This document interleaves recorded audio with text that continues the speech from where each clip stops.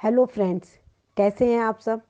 Friends, मुझे अत्यधिक प्रसन्नता है कि आप सब ने मेरे दोनों वीडियोस को काफ़ी पसंद किया और उन्हें अपने जीवन में फॉलो करने की कोशिश भी कर रहे हैं, जो कि हमें निरंतर करते रहना चाहिए अपने जीवन को आनंदमय और सुखमय बनाने के लिए। फ्रेंड्स, आज मैं इसी कड़ी में एक और महत्वपूर्ण बिंदु पर प्रकाश डालने जा रही हूँ। वो भी हमारे जीवन को सुखमय और आनंदमय बनाने में बहुत ही महत्वपूर्ण भूमिका अदा करता है, और वो हैं हमारे विचार। हमारे जीवन को सुखी या दुखी बनाने के पीछे हमारे विचार अत्यंत महत्वपूर्ण रोल अदा करते हैं, जिन्हें हम सामान्यतः समझ नहीं पाते हैं। सारी परिस्थितियाँ जो भी हमारे सामने हैं, उनके मूल में, उनकी जड़ में हमारे विचार ही हैं। अगर हम इन परिस्थितियों में परिवर्तन या सुधार लाना चाहते हैं, तो हमें उससे पहले अपने विचारों में परिवर्तन लाने और उनमें सुधार लाने की अत्यंत आवश्यकता है। हमारे विचारों में अहंकार के कारण ही भय, अज्ञानता और अपमान आदि उत्पन्न होते हैं।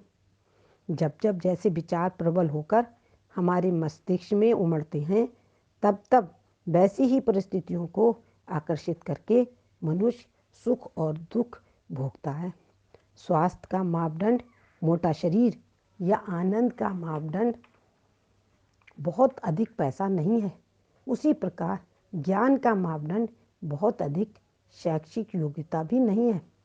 उच्च विचारों के अभाव में चाहे जितनी भी शैक्षिक योग्यता प्राप्त व्यक्तित्व हो, उसके आचरण व कार्यकलाप विवेकहीन व अकल्याणकारी ही रहेंगे। जैसे जीवन शक्ति के जागने के बाद भी शरीर के अस्तित्व व स्वास्थ्य के लिए संतुलित आहार की अनिवार्य आवश्यकता होती है, उसी प्रकार उच्च विचारों को जागृत करने के लिए भी आवश्यक योग्यता व क्षमता प्राप्त करने की आवश्यकता होती है, जिसके लिए आवश्यक संतुलित अध्ययन की निरंतर आवश्यकता होती है। मानव का जीवन, उसका उत्कर्ष, उसका विकास, ये सब उसके विचारों पर निर्भर करते हैं। यदि मनुष्य के विचार शुद्ध, ओजस्वी, साहसयुक्त, आशावादी तथा स्फूर्तिदायक हैं, तो वो मनुष्य आगे बढ़ेगा।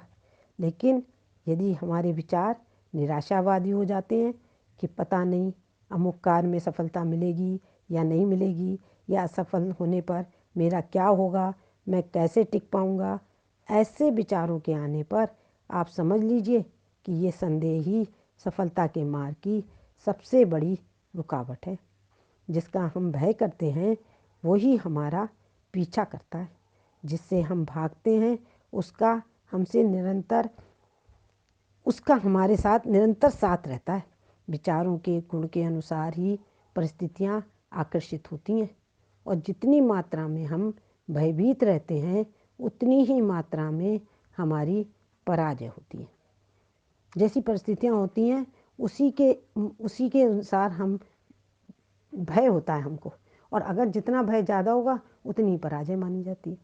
रामायण में एक चौपाई में भगवान ने स्वयं कहा है कि मैं उन लोगों का उस तरह से ख्याल रखता हूँ जिस प्रकार एक माँ अपने बच्चों का ख्याल रखती है। उन्होंने कहा है कि जो सबका भला भरोसा छोड़कर सिर्फ मेरा ही ध्यान करते हैं या विचार करते हैं, मैं सदैव उनके साथ हमेशा खड़ा दिखाई देता हूँ। हमें हमेशा ये विचार करना चाहिए कि जब सर्वशक्तिमान मेरी पीठ पे खड़ा है तो मुझे किस बात का भय है, किस बात का भय हो सकता है।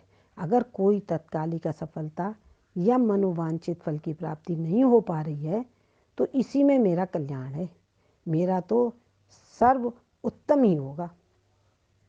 ये विचार हमेशा दृढ़ता से बनाए रखने चाहिए।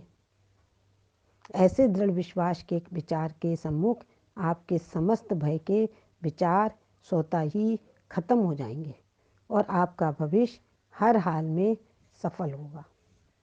हमें अपने विचारों में हमेशा भगवान के प्रति विश्वास रखकर ही निर्भरता से अपने लक्ष्य की ओर आगे बढ़ते रहना चाहिए, क्योंकि आलस्य मनुष्य की सफलता के मार्ग का सबसे बड़ा शत्रु है।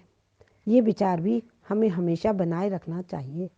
कार्य को आगे टालने से भगवान की सहायता प्राप्त नहीं होती है।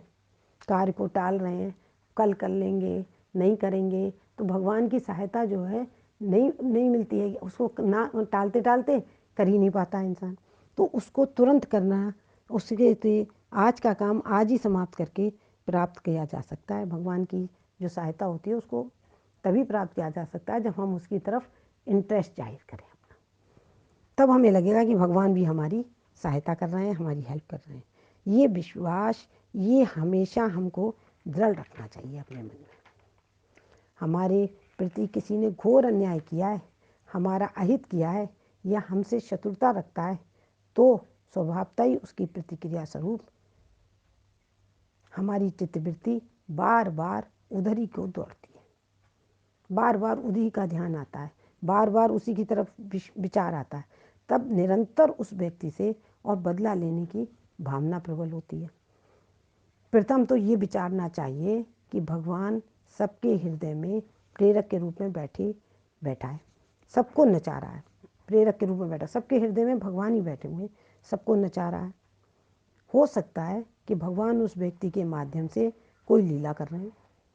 दूसरे, वो व्यक्ति तो अपने घृणित आचरण व विचारों को अपने जीवन में व चेतना में पैदा कर अपने शरीर व बुद्धि का सर्वनाश कर रहा हो। ये भी हो सकता है। अगर मैं भी वैसा ही आचरण करता हूँ तो मेरा भविष्य भी उसी प्रकार बिगड़ेगा। इसलिए हमको अपना कदम भलाई की ओर बढ़ाना चाहिए। हमें उस तरफ नहीं, वो जो कर रहा है उसको करने दो। आप अपना अच्छा करो, आपको उसका फल मिलेगा, उसको उसका फल मिलेगा, जिसकी नतीजे में हमको फल भलाई का ही मिलेगा। हम अच्छा कर्म करेंगे, आपने जो करना है, आपने गालियाँ दी लेकिन हमने नहीं दी तो हमको उसका फल मिलेगा। तो वो जो है हमको सुखदायी होगा। हमें अपने अंदर ऐसे विचारों को जागृत करना चाहिए कि हमारा ध्यान किसी व्यक्ति के गुणों की ओर ही जाए, ना कि उसके दोषों की ओर। हमेशा ये कोशिश करनी चाहिए कि हर चीज़ में के दो पहलू होते हैं। हमें ये कोशिश करनी चाहिए कि उसकी अच्छाई के क्या पहलू हैं, उसके लिए नहीं कि वो क्या कर रहा है, उसके अपने लिए। उससे क्या होता है कि हमारा मन खुश होता है। अच्छी चीज़ की तरफ देखेंगे, इसमें ये अच्छाई है, जो उससे हमारा मन प्रसन्न होता है। क्योंकि इस संसार में कोई भी व्यक्ति सर्वगुण संपन्न नहीं होता है। इस विचार से हमारे मन में हमेशा सकारात्मक सोच की ही बढ़ेगी, सकारात्मक सोच आएगी। हर समय जब हम यही देखेंगे तो उससे हमारे मन में पॉजिटिव विचार आएंगे, ये अच्छाई दिखाई देगी और नकारात्मकता की ओर हमारा ध्यान नहीं जाएगा, जो हमारे आंतरिक विचारों को सुंदर बनाने में बड़ा सहयोग देगा। जब हम अच्छाई की तरफ देखेंगे तो मन खुश होगा, और जब हम हर समय बुराई की तरफ देखेंगे तो उसका भी, जो जिसने जो काम कर रहा है उसका तो उसका तो होगा ही, अपना ज़्यादा बुराई होगी और आदत वैसी पड़ जाएगी, कभी अच्छाई दिखाई नहीं देगी किसी व्यक्ति की। तो हमको सकारात्मक सोच बनानी चाहिए और ध्यान से करनी चाहिए कि हम नकारात्मक की तरफ ना जाएं। तो उससे क्या होगा कि हमारे जो विचार हैं मन के, वो सुंदर बनेंगे और हमारा मन प्रसन्न रहेगा। हर मनुष्य को सदा ही ये विचार करते रहना चाहिए कि जो हमारी आंतरिक शक्ति है, जो हमारी आंतरिक शक्ति है, जो हमारे आंतरिक विचार हैं, जो हमारे विचारों को गवर्न करती है, वही शक्ति किसी अन्य व्यक्ति से कोई भी अच्छी या बुरी बात कहला रही है। अगर कोई अच्छी बात कह रहा है, बुरी बात कह रहा है, तो वो जो एक आंतरिक शक्ति है, वो हमारे अंदर भी है, आपके अंदर भी है, वो ही उस व्यक्ति से बुरी या अच्छी बात कहला रही है। इसलिए उसका भला या बुरा मानने का सवाल ही नहीं उठता है। परंतु हम क्या करते हैं कि हम सांसारिकता के वशीभूत होकर अपने को ये समझा नहीं पाते, और जब हम समझा लेते हैं तो कोई बुराई नहीं लगती, कोई परेशानी नहीं होती, कोई दुख नहीं महसूस होता, और तुरंत हम क्या करते हैं कि जैसे ही किसी ने कोई बुराई बात करी या अच्छाई की, फ़ौरन एक्शन ले लेते हैं, जिसका पछतावा हमें कई बार बाद में होता है, और यही हमारे दुख का कारण बन जाता है। जब हम एक्शन ले लेते हैं और उसके बाद हमें पता चलता है तो वो दुख का कारण बन जाता है।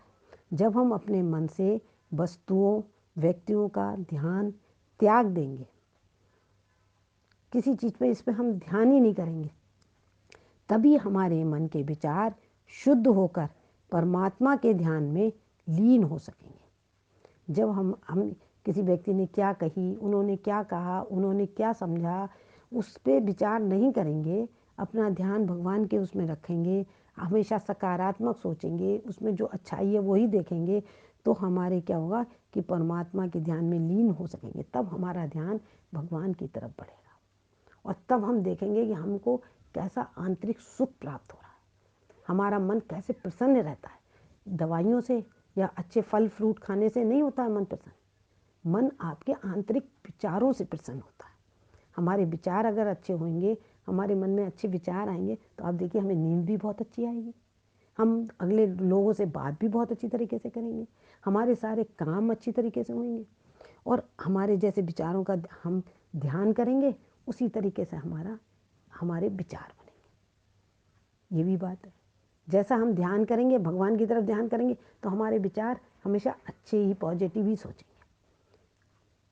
अतः हमें बुद्धिपूर्वक विचार करते हुए सुख दुख को अपने मन की मान्यता समझकर सम रहना है।